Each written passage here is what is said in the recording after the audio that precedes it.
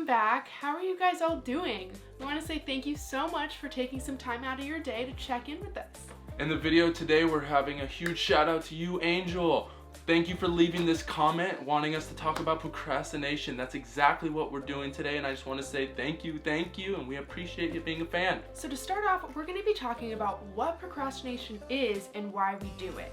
We feel that it's super important to understand the underlying cause of a habit if we're ever going to try to break it. Alright guys, so listen up and stick around to the end. We have some awesome tips for you guys on how to combat this procrastination you're dealing with. Alright, so let's get into it, and first, I need to go get a coffee.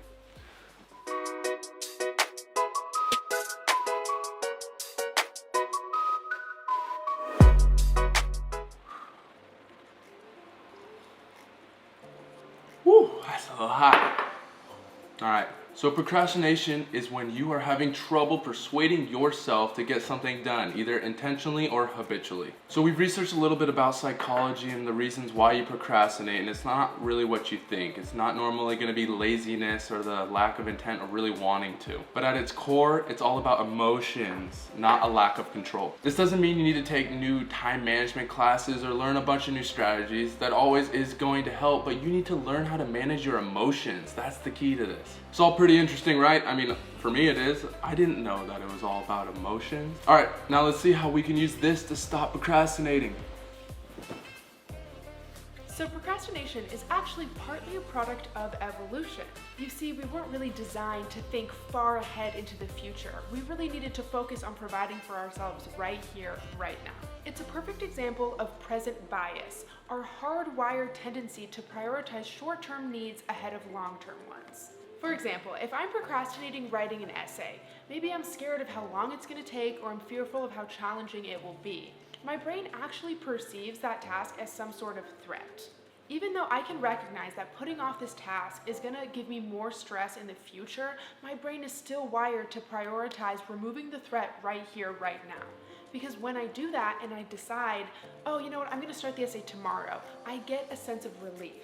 That momentary relief that I get when I put off that task is the scariest part because I'm essentially rewarding my brain for procrastinating. And guess what? That starts the cycle. As soon as that cycle starts to form and I get relief and I procrastinate more, then boom, a habit is formed and I'm a procrastinator. And real quick, for all you procrastinators out there who think you work better under pressure, no, stop rationalizing your procrastination. Because the truth is, it's just that hyper energy you feel at those final few minutes before the deadline or before the test, and you know that your work would be better if you spaced it out over the week and you consistently tackled that task. Now, let's go back to the studio and talk strategies about how to beat procrastination. Woo!